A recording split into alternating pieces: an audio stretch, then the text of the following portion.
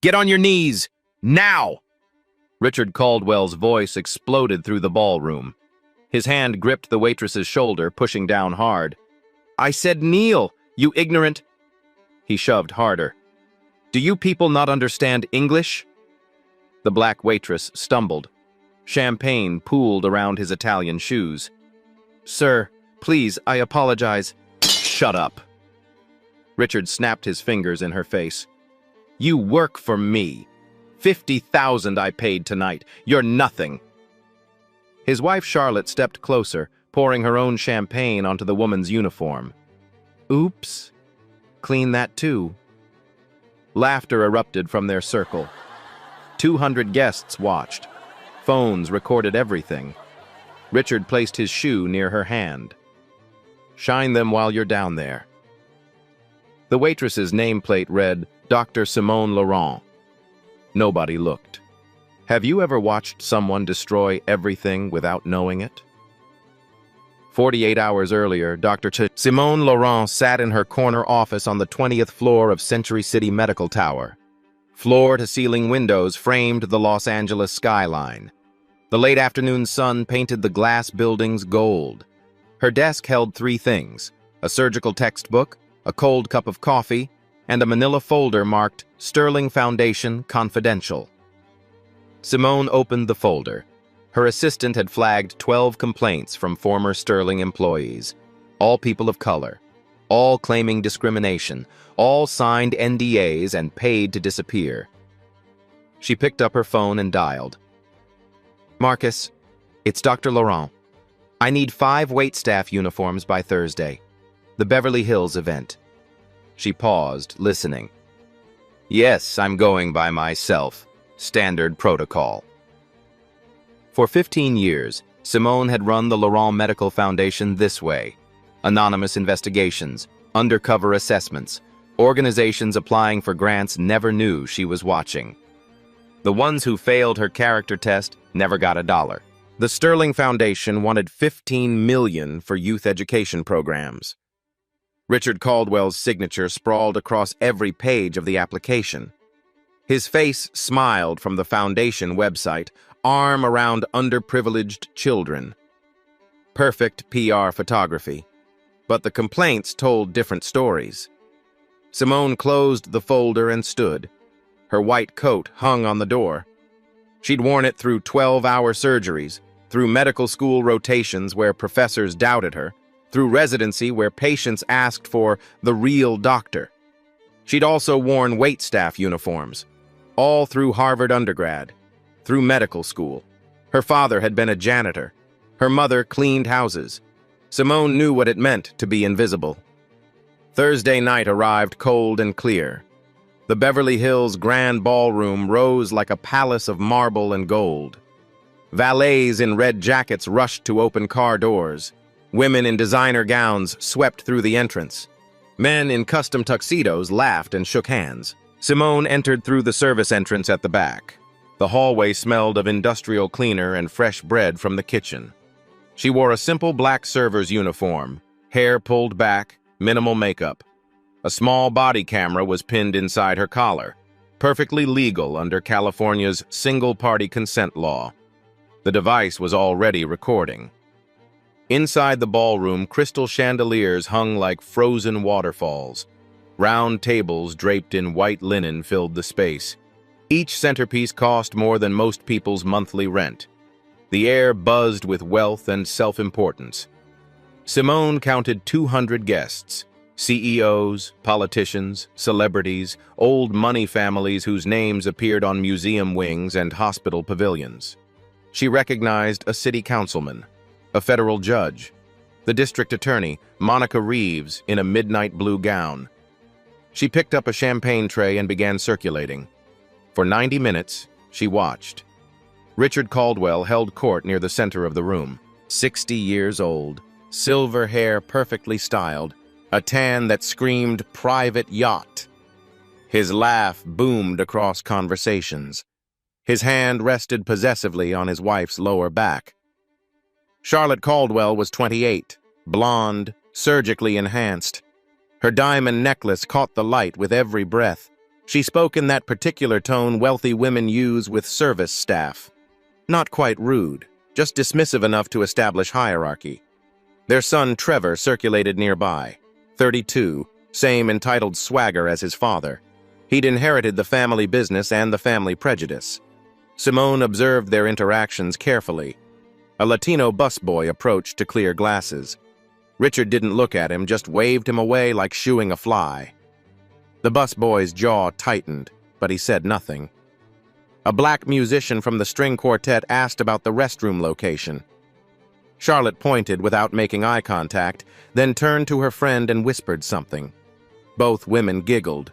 Trevor refused a business card from an Asian investor, claiming his hands were full. They weren't. Simone's body camera captured everything. She also noticed James Patterson, a security guard stationed near the entrance. Mid-40s, black, former military bearing. Their eyes met briefly. Something flickered in his expression. Recognition? She couldn't be sure. The head chef, Antoine Wilson, supervised the kitchen staff through the service window. Another black face in a sea of white wealth. He caught Simone's eye and nodded slightly. An acknowledgement. A silent understanding between two people who knew what it meant to work in spaces like this. The orchestra played Vivaldi. Guests sipped champagne that cost $300 per bottle. Richard Caldwell stepped toward the microphone to announce his mayoral campaign. Simone positioned herself near his table. She was ready. Everything that happened next, she would document with scientific precision. The orchestra finished its piece. Applause rippled through the ballroom. Richard Caldwell raised his champagne glass, basking in the attention. Simone moved through the crowd with her tray. 12 crystal flutes balanced perfectly. She'd done this job 1,000 times in college. Muscle memory kept her hands steady. Charlotte Caldwell turned sharply, laughing at something a friend said. Her elbow connected with Simone's tray. Hard. The tray tilted. Champagne arced through the air in golden streams. It splashed across Richard's shoes, his pants cuffs, pooling on the pristine marble floor. The room seemed to inhale all at once. Richard's face transformed. His smile vanished. His eyes went cold and narrow. The muscle in his jaw twitched. What the hell? His voice started low. Dangerous. What kind of incompetent help did they hire? Simone set down the tray carefully. She pulled a clean napkin from her apron. Sir, I sincerely apologize. Please let me... You sincerely apologize. Richard's voice climbed louder. Heads turned throughout the ballroom. You just ruined $1,500 shoes and you think sorry covers it? Charlotte stepped back, one hand over her mouth, but her eyes gleamed with something that wasn't shock. It was anticipation. Sir, it was an accident. Simone kept her voice level, professional. I take full responsibility. I'll clean this immediately. An accident. Richard laughed. The sound held no humor. That's what you people always say, always making excuses. The words "you people" hung in the air like smoke. Conversations around them died. A woman in a red dress froze with her fork halfway to her mouth. A man set down his wine glass carefully, as if any sudden movement might shatter something. What ghetto did they pull you from? Richard stepped closer. His cologne was expensive and overwhelming. Can't even carry a tray without screwing up. Simone's body camera captured his face. Every sneer, every contemptuous expression. I apologize again, sir. If you'll allow me to get proper cleaning supplies, get on your knees! The command cracked through the ballroom like a gunshot. Simone looked up at him. Sir? You heard me. Richard's finger pointed at the floor, at the puddle of champagne, at his stained shoes. Get on your knees and clean this mess up properly. Show some respect for where you are. A gasp came from somewhere to the left. An older woman clutched her pearls, literally. Mr. Caldwell, I'll be happy to clean this, but nothing. He snapped his fingers. Once. twice. The sound is sharp as slaps. Do you people not understand basic commands? Or do I need to speak slower? Trevor Caldwell pushed through the crowd. He wore the same expensive suit as his father, the same cruel smile. Problem, Dad? This woman seems to think she's too good to do her job. Typical. Trevor circled around Simone like a shark. They always have an attitude. Think the world owes them something. Charlotte joined them, forming a triangle around Simone. She sipped her champagne, watching over the rim of her glass. Richard, darling, she's probably never been to an event like this before. Doesn't understand how things work. The words cut deeper than shouting would have. Simone stood perfectly still. Her heart rate stayed steady. Years of surgical training had taught her to remain calm when everyone else panicked. She was aware of the live stream camera mounted on the far wall. The red light blinked steadily. I understand perfectly, ma'am. Simone met Charlotte's eyes. I'm here to serve guests professionally. I'll clean this properly with appropriate materials. You'll clean it now. Richard's hand shot out. He gripped Simone's shoulder. His fingers dug in hard enough to bruise. On your knees. I'm not asking again. He pushed down, his strength and weight behind it. Simone's knees bent, not from weakness, from calculation. She lowered herself slowly, maintaining eye contact with the live stream camera. Every second documented, every witness recorded. The marble floor was cold and hard beneath her knees. Richard's satisfied smirk spread across his face. He looked around the ballroom, making sure everyone watched. Sometimes you need to remind people about standards, about respect, about knowing their place. He lifted his foot, placed it near Simone's hand, close enough that the champagne on his shoe dripped onto her fingers. Shine them while you're down there. Someone in the crowd made a strangled sound, disgust or shock or both. But no one moved. No one spoke up. 200 people watched in silence. James Patterson, the security guard, took a step forward. His hand went to his radio, but then his supervisor shot him a warning glare. James froze, jaw clenched so tight the muscles stood out. Rebecca Brooks, a journalist from the Society pages, had her phone out. Recording. Her face was carefully neutral, but her fingers white-knuckled around the device. District Attorney Monica Reeves stood 20 feet away. Her champagne glass paused halfway to her lips. Her legal mind clearly working through what she was witnessing. But she didn't intervene. Not yet. Richard addressed the crowd like he was giving a speech. His voice carried across the silent ballroom. This is what's wrong with our society. Entitled people thinking they deserve positions they haven't earned. Thinking they don't need to work their way up like the rest of us. He gestured broadly, performing now. I built my empire with hard work. Discipline. Not handouts. Not diversity quotas. Actual merit. Charlotte nodded along. She should be grateful for the opportunity to work at an event like this.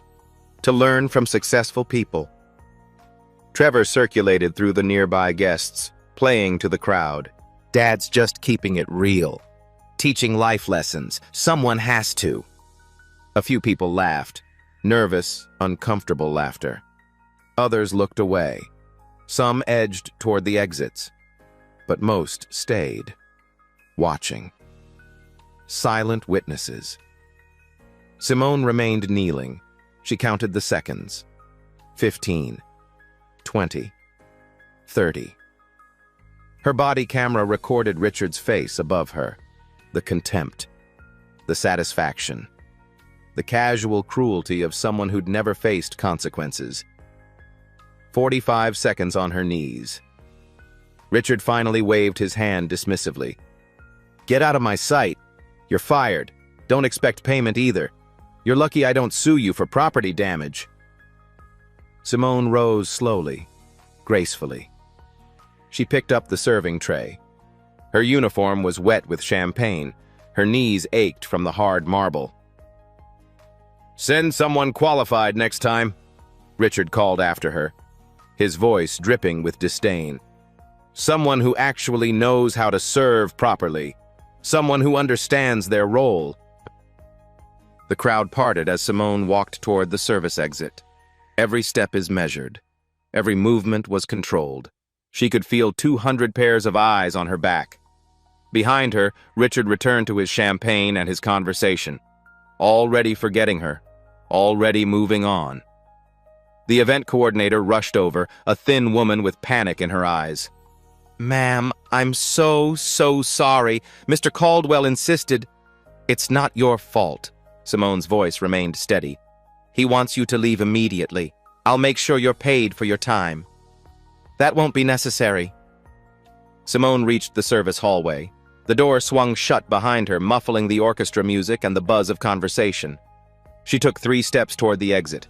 Trevor Caldwell blocked her path. He wasn't smiling anymore. His face held something harder, meaner. "Not so fast." Simone stopped. "Excuse me? What's in your pockets?" Trevor's arms crossed over his chest. "Empty them." "I'm sorry? You heard me?" He stepped closer. Too close.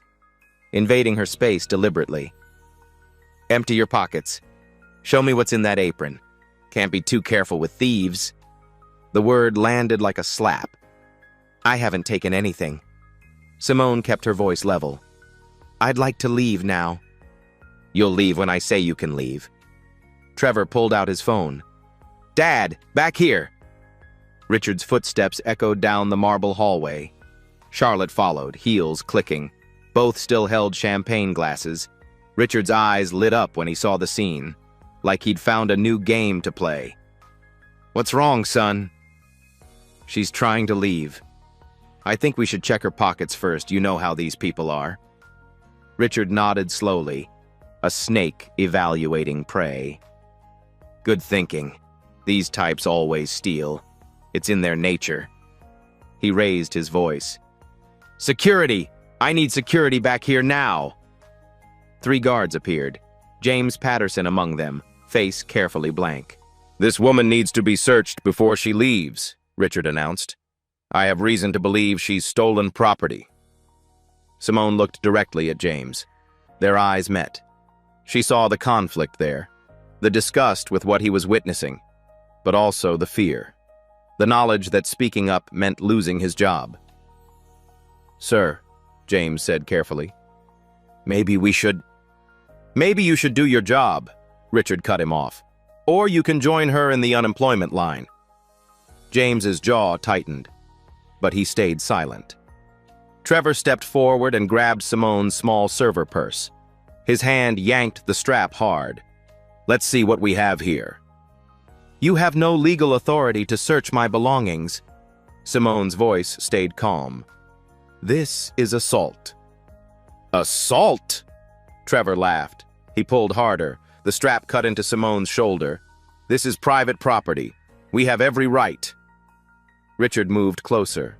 His breath smelled of champagne and arrogance. "You're on my property. At my event. I make the rules here." Charlotte circled behind Simone, blocking retreat. Her diamond bracelet clinked.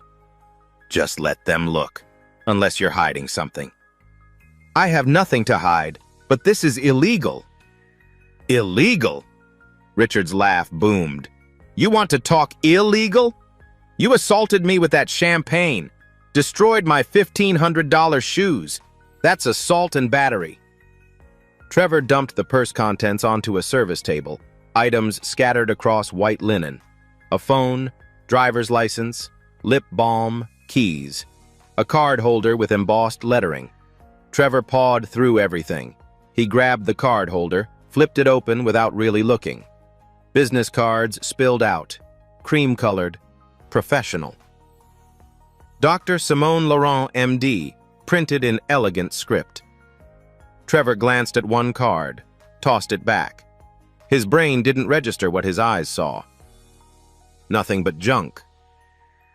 Richard spotted Simone's phone. The screen glowed. A recording app showed time counting. "Is that camera on? Are you recording me?" I have the legal right. Delete it. Richard snatched the phone. Delete that footage now. I'm not required to do that. Delete it or I smash this phone. Richard's fingers tightened around the device. His knuckles went white. That's destruction of property. I'll show you destruction. Richard's free hand grabbed Simone's wrist. He twisted. Pain shot up her arm. Bones ground together. Give me the passcode. James Patterson shifted. His hand moved toward his radio. Sir, maybe we should... Stay out of this. Richard's face flushed red. A vein pulsed in his temple. You work for me, Patterson. Stand down or you're fired. James's hand dropped. His jaw clenched tight. You're assaulting me in front of witnesses. Simone's voice strained with pain. This is documented. Documented by who? Charlotte pulled out her phone, started recording Simone. I see a hostile employee threatening my husband. Exactly. Trevor filmed, too. We're documenting your aggressive behavior. Richard twisted harder. The passcode, now! Or I break your arm and claim self-defense. Let go of me. Rebecca Brooks appeared at the hallway entrance. Her journalist instincts had pulled her back. She held her phone up, recording. Her face was pale but determined. Get her out, Richard barked at security. A guard moved toward Rebecca. Ma'am, private area. This is a crime scene. I'm press. You want to assault a journalist? The guard stopped. Richard released Simone's wrist with a shove. She stumbled against the wall. Red marks bloomed on her skin, finger-shaped bruises forming. Fine. Keep your phone. Richard's smile turned vicious. We don't need it. He reached into his jacket pocket, pulled out a silver fork, expensive Christofle from the gala tables. He held it up, made sure the guards saw it, made sure Rebecca's camera caught it. Then he placed it deliberately among Simone's belongings. Well, well. His voice dripped with fake surprise. What do we have here? Trevor caught on fast. Is that one of the silver forks? It certainly is. $500 each. That's not mine. Simone's eyes locked on the fork. It's in your belongings. Charlotte's voice sing-songed. Right there with your things. Because he just planted it. Simone looked at Rebecca's camera. Everyone watched him do it. Plant evidence? Richard turned to the guards. Did anyone see me plant anything? The guards exchanged glances. They'd seen it.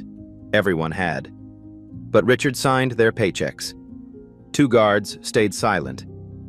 James opened his mouth, closed it. War played across his face. That's what I thought. Richard pulled out his phone. I'm calling the police. This woman committed theft and assault. She's making false accusations. She needs to be arrested. You're calling the police? Simone's voice held something new, almost satisfaction. Please do. Richard paused, something in her tone. But ego pushed him forward. Oh, I will. And I have friends at the department. He dialed. Yes, Richard Caldwell here. I need officers at the Beverly Hills Grand Ballroom immediately. Theft and assault. The suspect is still here. Pause. Yes, that Richard Caldwell. He ended the call, smiled at Simone. 20 minutes, then you're done. Maybe we should... James tried. Maybe you should make sure she doesn't run. Richard pointed at a chair. Sit her down. If she moves, use force. Trevor grabbed Simone's arm, steered her roughly to the chair. Sit. Simone sat, because she was documenting. Every second. Every crime on camera. Charlotte brought champagne, stood over Simone, sipping slowly, looking down like a queen. You should have known your place. I know exactly where my place is. Simone met her eyes. Do you know yours? Charlotte's smile faltered. Then she laughed. My place? I'm married to a billionaire. I'm standing. You're sitting, waiting for the police. We both know our places. Richard paced. Phone out. Call after call. Judge Morrison? Richard Caldwell? I have a situation. Need a favor. Another call. Captain Barnes? My officers are coming. Need this handled right? Simone watched him pull strings, build walls of corruption and privilege. Trevor posted on social media. Fingers flying. Caught a thief at our charity gala. This is why we need better background checks. Within minutes, hundreds of likes. Comments poured in. Most supportive. District Attorney Monica Reeves appeared, her legal mind cataloging violations. Richard, what's happening? Monica, this woman stole from my event, assaulted me when confronted. Monica looked at Simone, at the wrist marks, at scattered belongings, at the convenient fork. I see. You witnessed the champagne incident, Charlotte added. You saw how aggressive she was. I saw champagne spilled. Monica's voice stayed neutral. I'll wait for the police, too. Richard beamed, the DA on his side. Or so he thought. Sirens wailed, growing louder. 2 patrol cars arrived. Officers Daniels and Kwan entered. Daniels looked tired, skeptical. Kwan's sharp eyes took in everything. Mr. Caldwell? Daniels asked. Officers, thank you.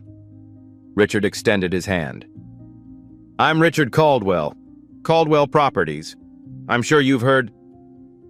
What's the situation? Richard's smile tightened. This woman stole from my event. Silver fork, $500. When confronted, she became violent, destroyed property, assaulted me. He pointed at Simone.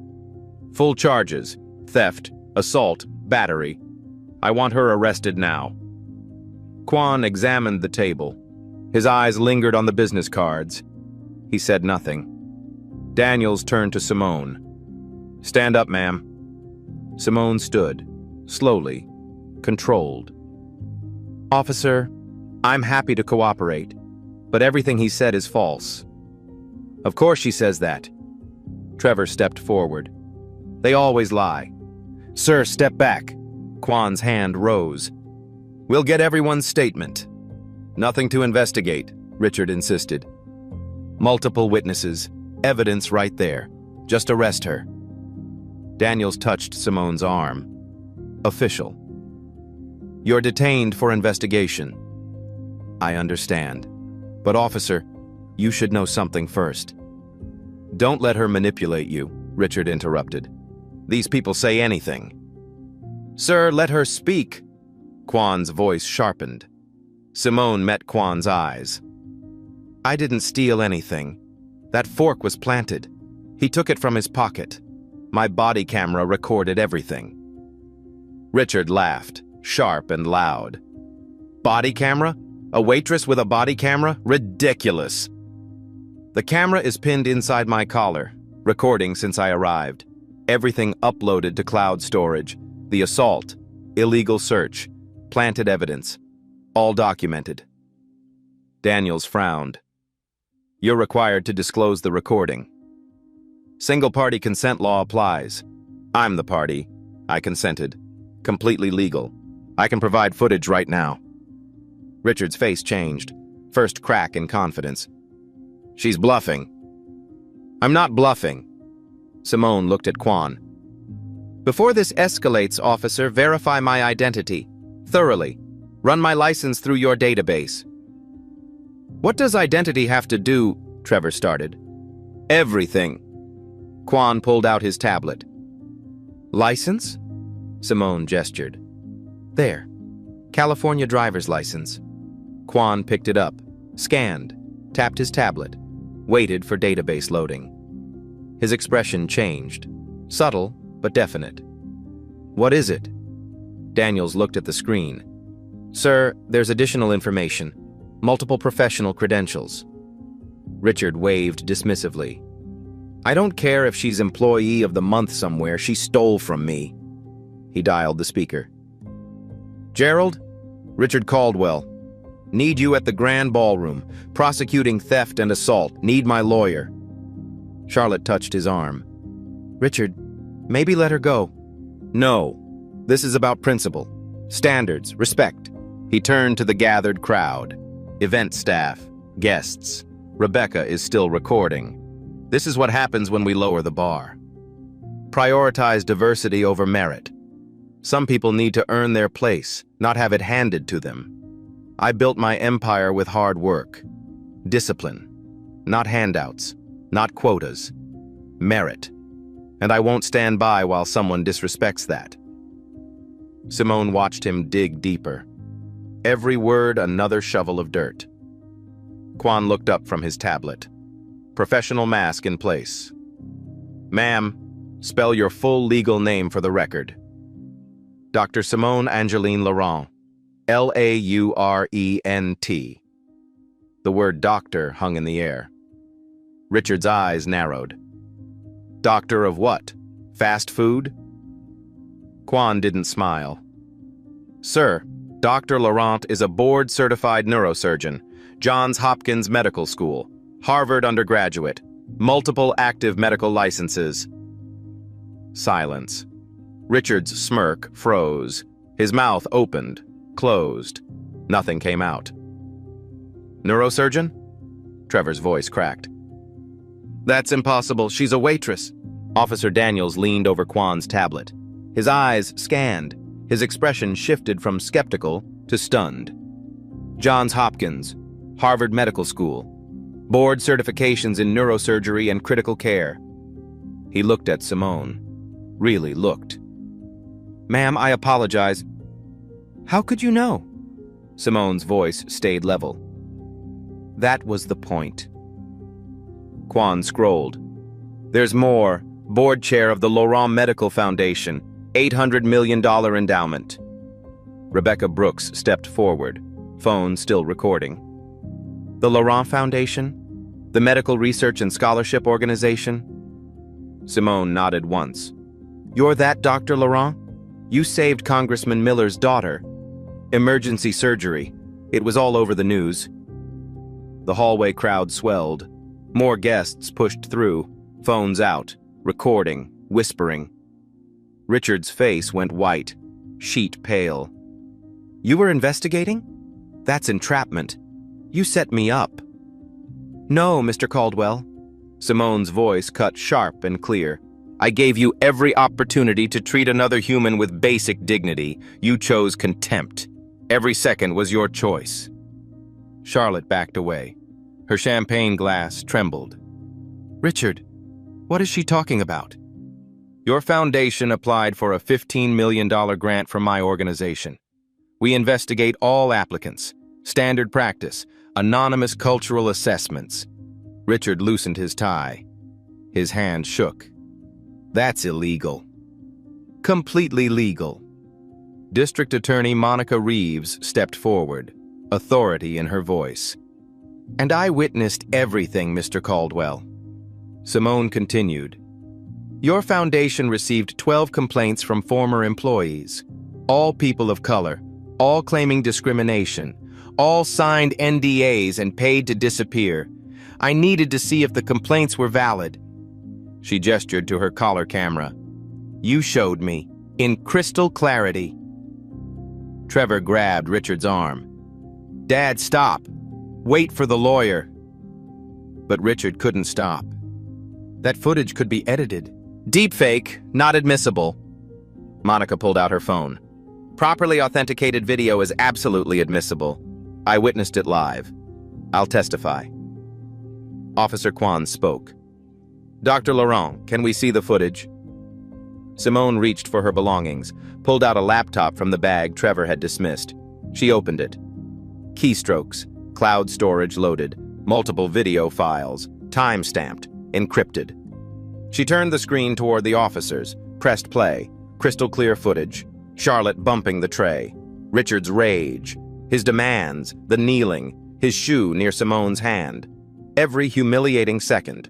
Then the hallway, Trevor's illegal search, Richard twisting Simone's wrist, the planted fork, Richard pulling it from his own pocket, placing it deliberately, No ambiguity, pure evidence.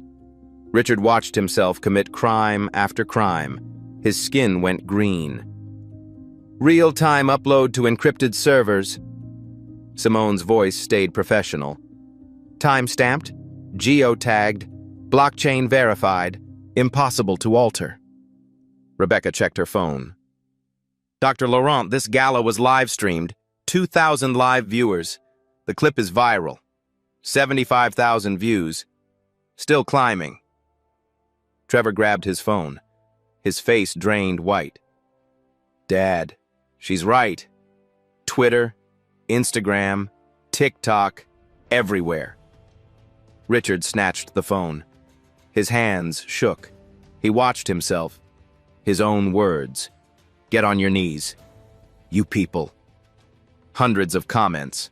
Thousands. Furious. No! Richard shouted. Delete it. Take it down.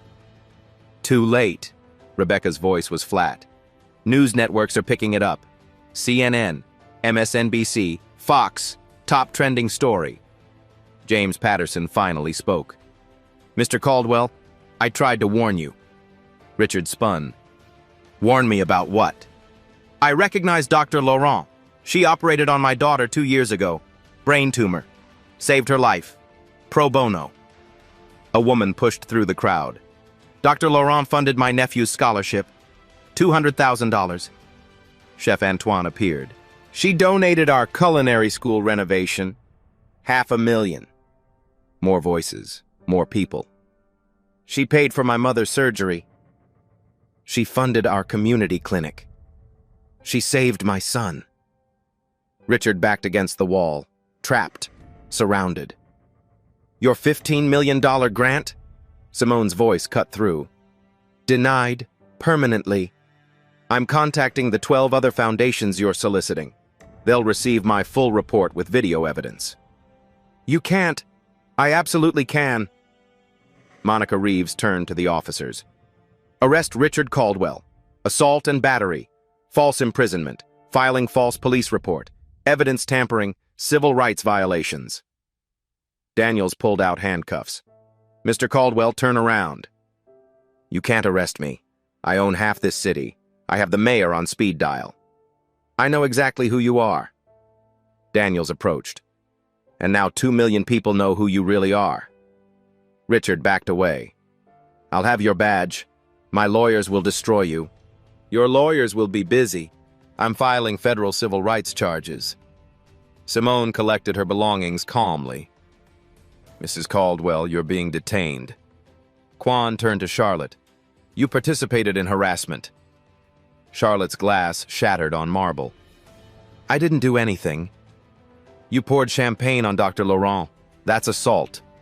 Mr. Caldwell Jr., you're detained too. Quan blocked Trevor's retreat. Illegal search, battery, false imprisonment, defamation. Daniels reached for Richard's wrists. Turn around. Richard jerked away. This isn't over. I always win. Not this time. Simone's voice was quiet but carried. The handcuffs clicked shut. Cold metal. The sound echoed. James Patterson stepped forward. I'll escort them. Through the main entrance, Monica added. Past all the guests. Past all the cameras. Richard's face crumpled. No. The back exit. Please. You wanted everyone to know their place. Simone tucked away her cards. Now everyone will know yours. James led Richard toward the ballroom. Charlotte stumbled behind in heels, cuffed. Trevor followed, head down. The crowd parted. 200 people watching. Camera flashes exploded. Phones held high. Richard's last words. This isn't over. Simone's quiet response. Yes, it is. The LAPD West Bureau booking room smelled of disinfectant and stale coffee. Fluorescent lights hummed overhead. Richard Caldwell stood against the height measurement wall. His tuxedo wrinkled. His bow tie hung loose. The camera flashed. His mugshot captured everything. Face pale, eyes wide with disbelief, mouth set in angry denial. Charlotte's photo came next. Mascara streaked down her cheeks, diamond necklace confiscated. She looked smaller, diminished. Trevor stared at the floor, refused to look at the camera. The officer told him 3 times to lift his chin. Richard demanded his phone call. "I need my lawyer, my judge friends, the police chief. This is unlawful detention." The booking officer didn't look up. "You'll get your call. Wait your turn." "Do you know who I am?" "Yes, sir. We all know now." She gestured to a TV in the corner. CNN played on mute. Richard's face filled the screen. The chyron read, "Billionaire arrested after viral racist abuse video." Richard went white. Charlotte broke down in the holding cell. Her sobs echoed off concrete. "Richard, what have you done? Our reputation, our friends, everything." Trevor scrolled through social media. His hands shook. "Dad, it's everywhere." Within 1 hour, Billionaire kneeling trended worldwide. The video hit 2 million views, then 3 million. The number kept climbing, news headlines everywhere. Billionaire forces doctor to kneel. Neurosurgeon humiliated by mogul. Hidden camera captures shocking racism. Cable news ran split screens. Richard's booking photo. Dr. Laurent's professional headshot. Harvard. Johns Hopkins. 800 million foundation. Awards, lives saved. Lives. The contrast was devastating. Caldwell Properties stock dropped 8% at opening. Trading halted twice for volatility. Investors dumped shares. The board called emergency meetings. By noon, 3 major investors demanded Richard's removal. By close of business, the entire board voted. Richard Caldwell was suspended as CEO. Trevor was placed on administrative leave. His nameplate was removed. Keycard deactivated. Security escorted him out. The company spokesperson read a statement. Her voice shook. "Caldwell Properties does not condone discrimination. We are conducting a full investigation." Reporters shouted questions. She fled inside. 15 employees came forward with stories. A black accountant described years of being passed over. A Latina property manager explained pressure to reject minority applicants. An Asian IT specialist shared emails where Richard used slurs. A law firm announced a class action lawsuit. 23 former employees joined immediately. Richard's lawyer, Gerald Whitman, finally arrived. Expensive suit. Expensive briefcase. He looked exhausted. "Richard, don't say anything, not one word. Get me out of here. Bail hearing tomorrow, 500,000 each. That's pocket change, I'll pay now." It's symbolic. They're making a point, and federal prosecutors are reviewing hate crime charges. Charlotte made bail within 3 hours. Her family's money. She returned to their Bel Air mansion.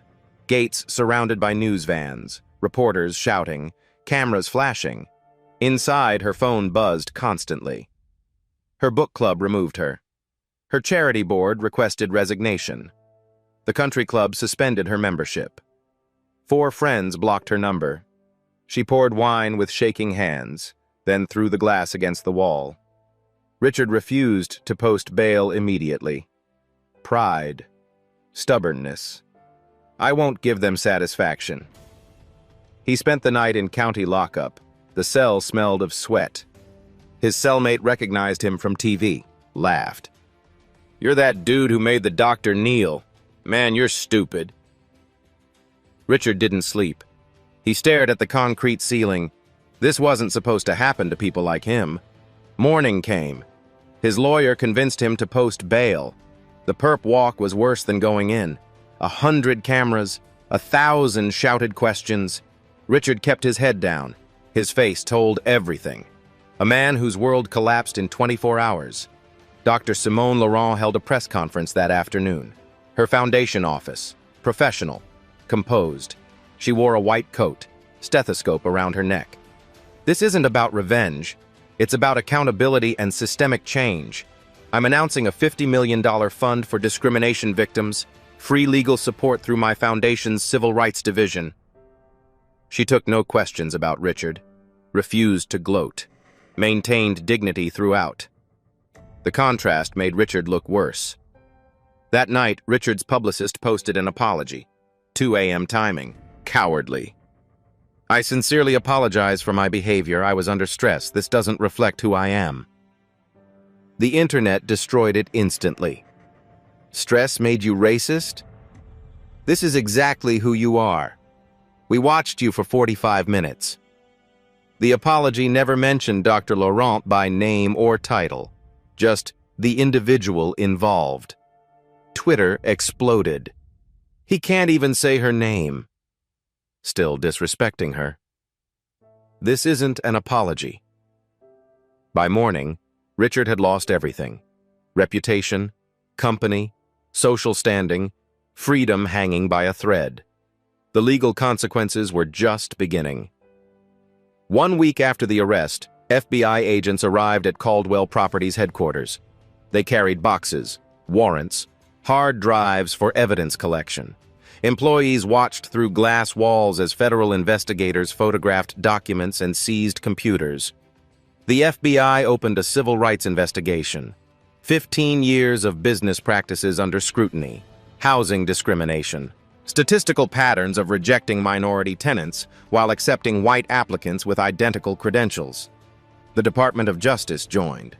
They found government contracts won through falsified diversity initiatives, fake minority-owned subcontractors, photoshopped images of diverse teams, lies on federal forms. The IRS audited the Sterling Foundation. Charitable deductions that weren't charitable. Money funneled to Richard's personal accounts. Tax fraud. Inside the company, silent employees finally spoke. An IT specialist provided internal emails, coded phrases like cultural fit and neighborhood preservation that meant no black renters. Richard's digital trail was extensive and damning. The criminal trial was set for 6 weeks out. People versus Richard Caldwell. Assault, battery, false imprisonment, civil rights violations, filing false police reports, evidence tampering. District Attorney Monica Reeves announced she would personally prosecute. This case represents everything wrong with unchecked power. We will seek maximum penalties. Richard hired Whitman and Associates. $2,000 per hour. Defense strategy. Claim misunderstanding, heat of moment, not racially motivated. But finding character witnesses proved impossible. Richard's friends disappeared. Phone calls unreturned. People who'd smiled at his galas now claimed they barely knew him. Pre-trial depositions leaked. Richard's answers made everything worse. I built this city. I deserve respect. She was just a waitress that night. His lawyer begged for remorse. Richard refused. I won't apologize for having standards. Charlotte filed for divorce in week 3. Her lawyer advised cutting ties, protecting assets. She also agreed to cooperate with prosecutors. Immunity for testimony. She provided texts, recordings, 5 years of Richard's racist dinner party remarks. Trevor negotiated a plea deal.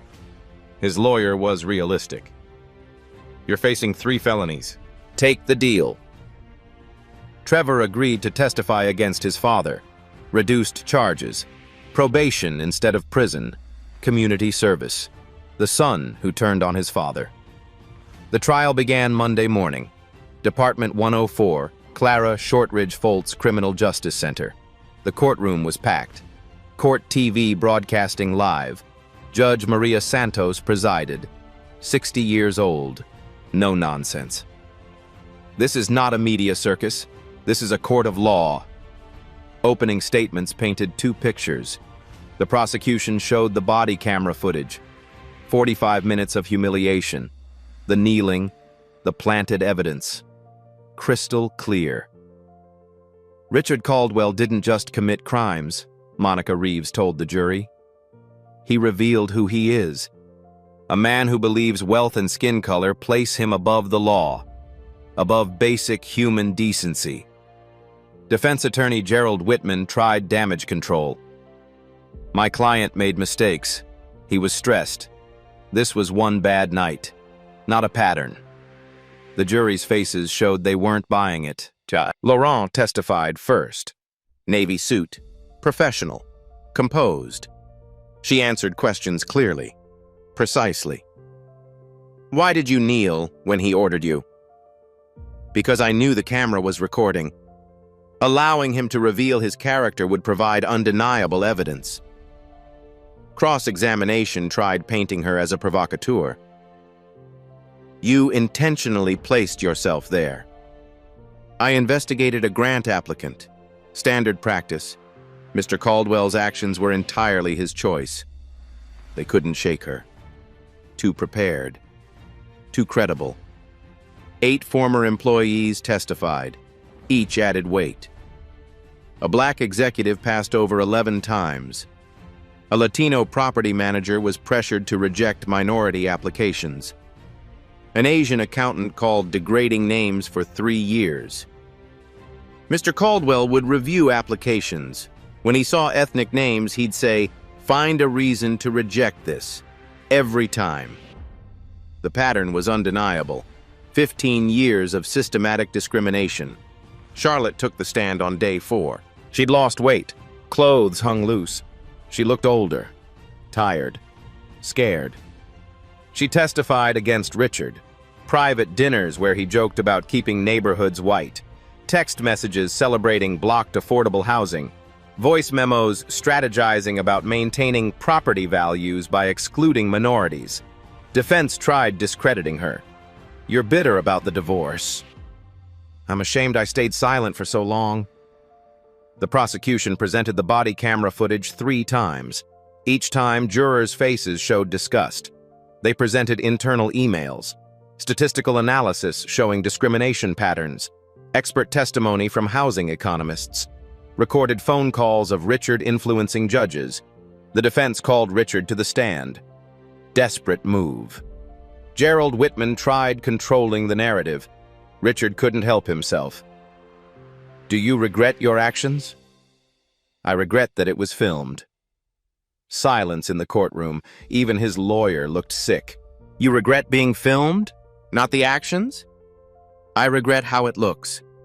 Monica Reeves's cross-examination was surgical. Mr. Caldwell, you said you people. What did you mean?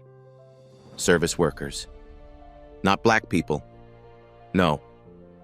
But you only used that phrase addressing Dr. Laurent, a black woman, never to white servers that night. Richard had no answer. You demanded she kneel. Why?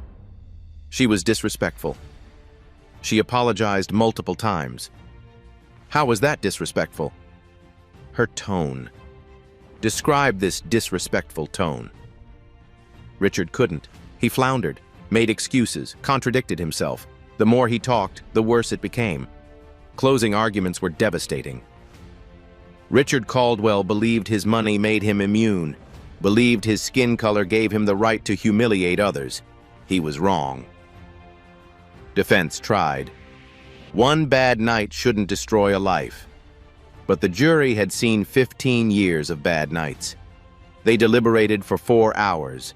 Quick. On the charge of assault, how do you find? Guilty. Battery? Guilty. False imprisonment? Guilty. Each verdict hit like a hammer. Richard's face went gray. All 6 charges. Complete conviction. Sentencing came 1 week later. Judge Santos allowed victim impact statements. Dr. Laurent spoke. This isn't about me. I have resources to fight back. This is about every person of color who experiences this daily with no recourse. 12 former employees spoke about destroyed careers, mental health impacts, financial devastation.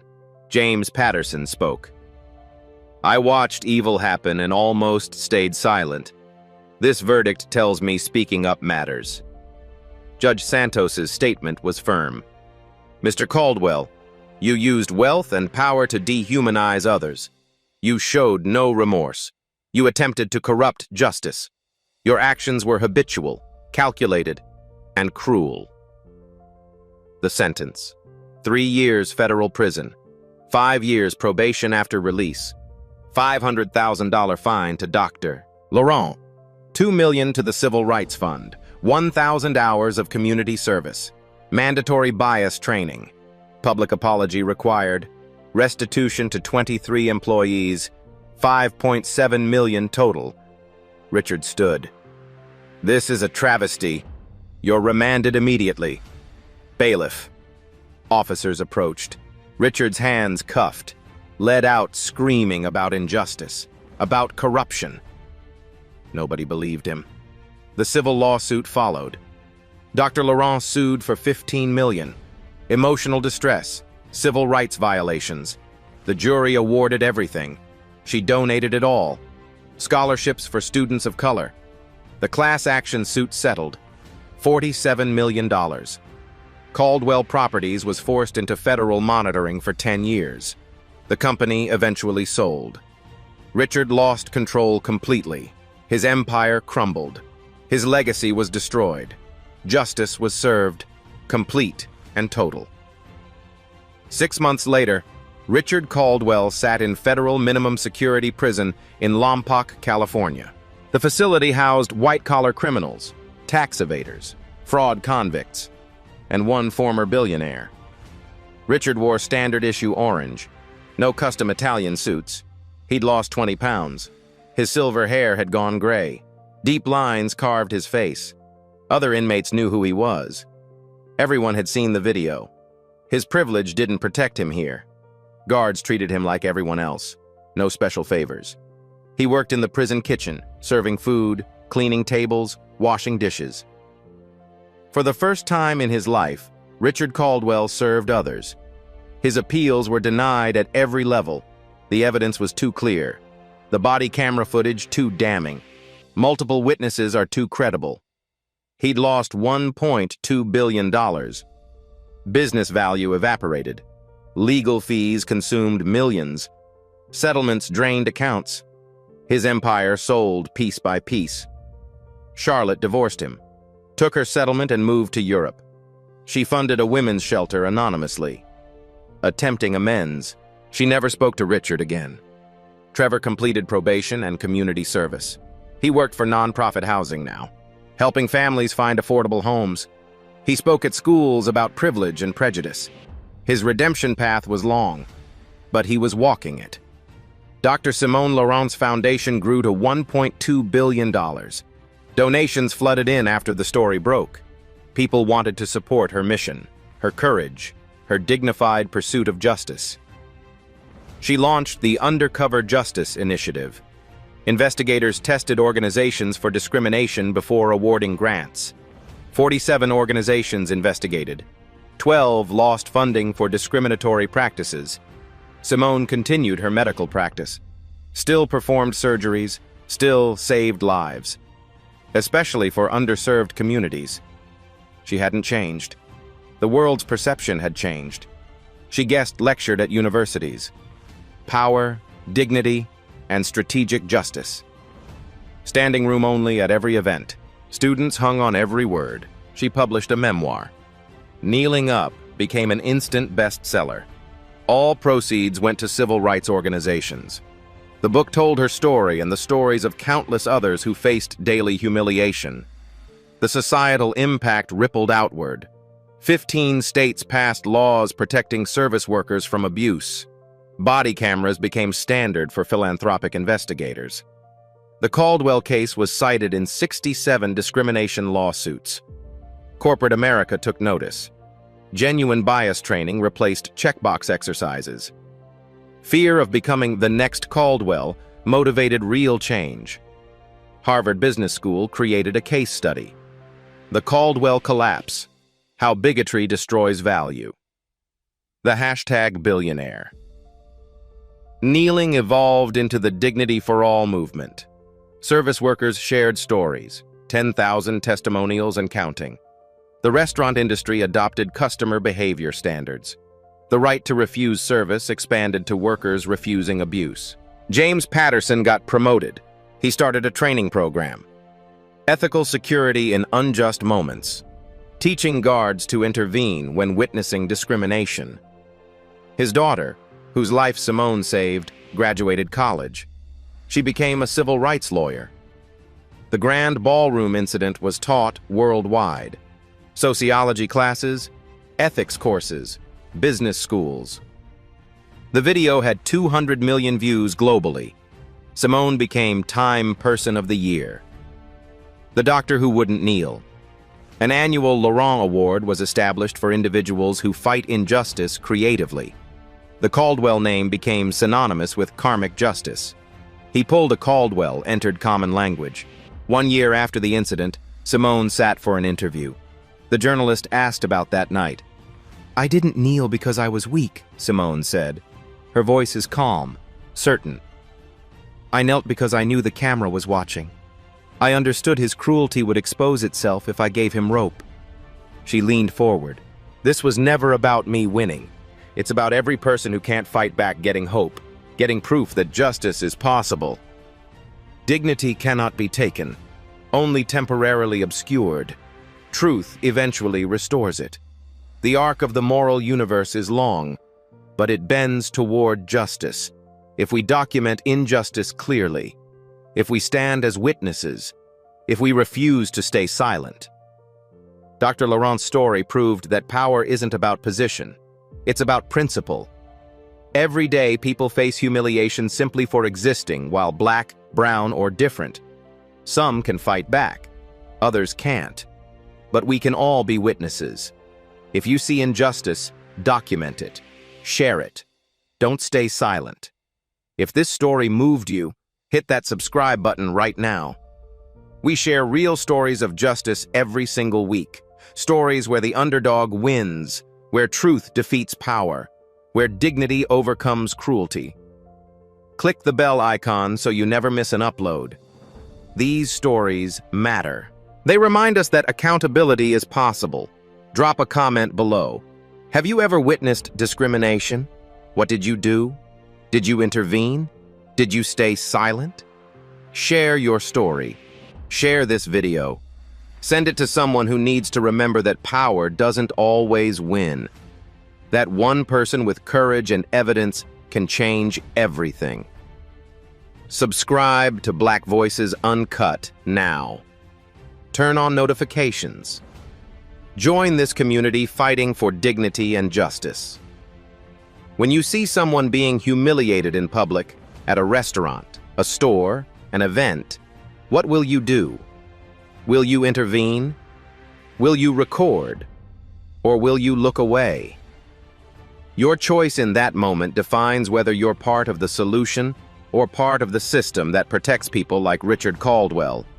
Which side of history will you stand on when that moment comes? Because it will come. And someone vulnerable will be watching to see if anyone like Dr. Laurent or like you is in the room.